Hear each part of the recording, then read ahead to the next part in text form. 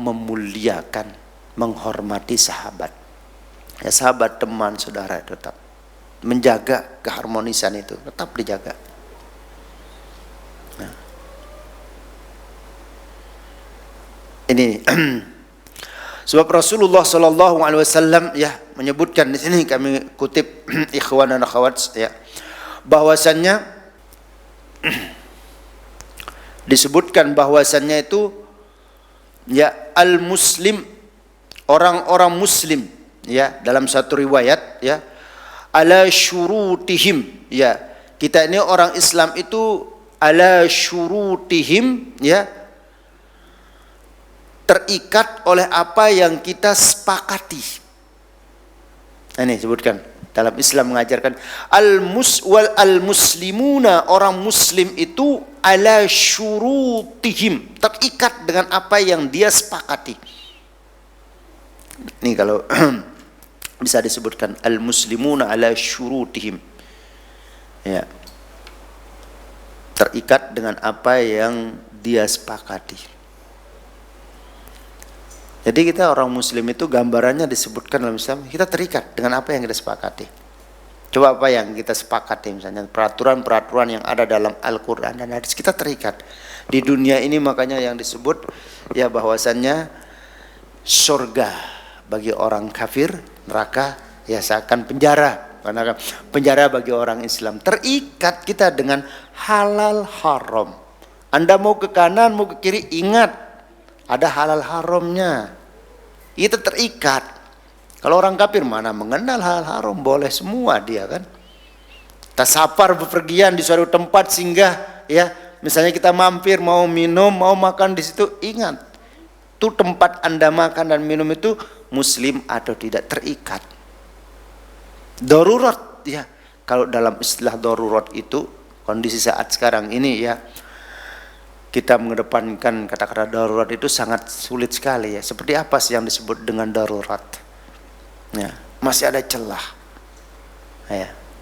Karena itu wal muslimuna ala syurutihim, orang muslim terikat dengan aturan yang dia sepakati.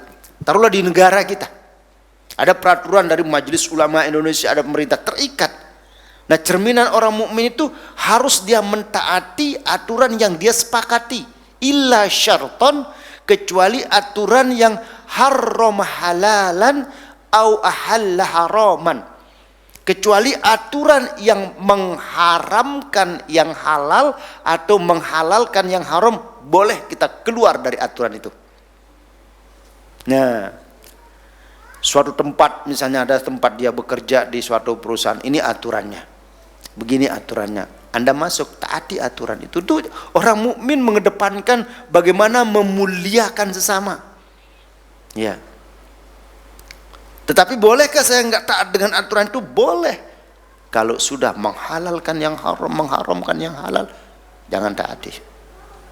Selama tetap haram itu haram, halal itu halal, taatlah dengan aturan itu. Begitu. Bahkan dalam hadis yang masyhur kan Rasulullah menyebutkan al-muslim, orang muslim ya. Kalau di sini disebutkan al-muslim itu ada alif lam ya. Kalau kita melihat di dalam Ibnu Hajar Al-Asqalani yang menyebutkan kalimat al-muslim itu al-muslim man salimala muslimun, gitu kan maksudnya kan. Nah, di sini kan ada alif lam. Kan dalam ilmu kajian al-sharaf itu kan ada isim nakiroh, ada isim makrifat. Isim nakiroh itu isim yang menunjukkan arti umum, tandanya nggak ada alif lam. Muslimun, orang muslim. Nah, itu isim nakiroh. Orang muslim mana? Ya pokoknya orang muslim udah, yang jauh yang dekat. Itu namanya isim nakiroh. Tapi kalau dikasih alif lam, al-muslim, makrifat tertentu. Misalnya baitun, rumah. Rumah yang mana? Yang itu enggak jelas gitu kan. Tapi kalau ada alif lamnya, al-baitu, rumah itu. Berarti sudah jelas. Jadi di sini ada alif lam al-muslim disebutkan, bukan hanya alif lamnya ini menunjukkan arti makrifat, tetapi menunjukkan kamalul Islam, kesempurnaan Islam. Tuh dimaknanya. Berarti maknanya apa di sini? Al-muslim, orang muslim yang sempurna Islamnya. Nah, maknanya luar biasa itu. Siapa orang muslim yang sempurna imannya? Man salimal muslimuna, adalah orang muslim yang selamat yang lainnya dari ucapan dan perbuatannya. Jadi orang yang selalu menjaga ucapan dan perbuatannya sehingga orang muslim yang lain tidak tersinggung. Orang muslim yang lain itu tidak luka dengan ucapan dan perbuatannya. Itulah al-muslim, orang yang sempurna keislamannya. Ya. Makanya ketika ujian dan cobaan, jaga lisan ucapan kita. Jangan sekali kita berkata, ya kawan, ada sahabat teman kita diberikan ujian oleh Allah. Oh, dia mah wajar mendapat ujian semacam ini karena perbuatan mungkin. Udah, jangan kita berkata begitu. Jaga ucapan dan perbuatan. Terikat kita. Apa yang mengikat kita dengan sesama muslim ketika ada ujian dan cobaan? Kita diikat oleh sesama muslim ini dengan hadis ini. Kalau Anda sebagai seorang muslim yang sempurna Islammu, pasti ucapan perbuatanmu tidak akan melukai sahabat temanmu, baik ketika dia diberikan ujian, musibah, cobaan ataupun tidak oleh Allah. Tetap kita menjaga ucapan dan perbuatan kita. Mohon maaf ikhwan dan akhwat, ada orang yang ketika diberikan ujian dan cobaan oleh Allah, lalu ada sahabatnya yang berkata, dia layak mendapat ujian cobaan semacam ini karena dia orangnya perbuatannya begini begitu. Jaga, terikat Anda dengan selalu memuliakan, ya, menghormati. Bagaimana akhlak yang diajarkan kita oleh Rasulullah.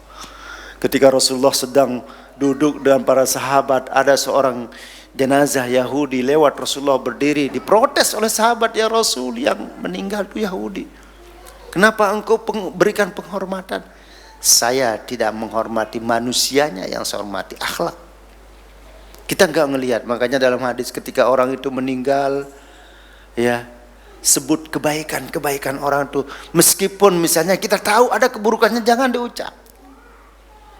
Ya, oh dia dulu waktu masih sehat sebelum meninggal dia teman saya ke masjid, ceritakan ke sahabat temannya, teman kami taklim, teman kami ikut kajian. Meskipun misalnya ikhwan dan akhwat kita tahu keburukan si fulan ini, jangan. Terikat kita dengan dianjuran Rasulullah untuk memuliakan sesama. Jangan sampai ketika dia mendapat ujian, cobaan, musibah, lalu lisan, ucapan, perbuatan kita juga menambah beban dia dengan melontarkan kalimat-kalimat yang enggak bagus. Ya. Sikap kita dalam menghadapi suatu ujian dan cobaan adalah dengan memuliakan, menghormati sesama, ya.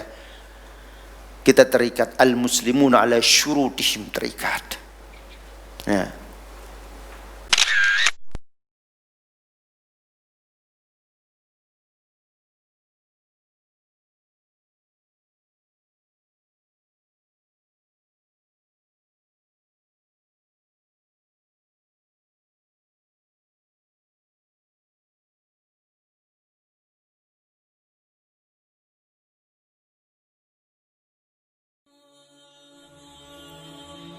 Bantu yuk operasional Rumah Dakwah Al-Hujah dan terselenggaranya kajian serta dakwah Al-Hujah dengan menjadi donatur tetap setiap bulan berinfak Rp30.000. Dengan infaknya setiap bulan Rp30.000, insya Allah akan membantu dakwah Al-Hujah dan jadikan ini amalan yang istiqomah yang dilakukan terus-menerus atau kontinu. Allah mencintai amalan yang istiqomah walaupun sedikit. Terus istiqomah setiap bulan, jangan berhenti, karena Allah mencintai hambanya yang istiqomah. Dan insya Allah ini akan menjadi amal soleh jariah dengan menyebarnya ilmu yang bermanfaat. Yuk salurkan amalan istiqomahnya setiap tanggal 3 setiap bulannya melalui Bank Sentral Asia dengan nomor rekening 27660155554 atas nama Dedi Harveni, dan Mandiri Syariah dengan nomor rekening 7102286299 atas nama Dedi Harveni.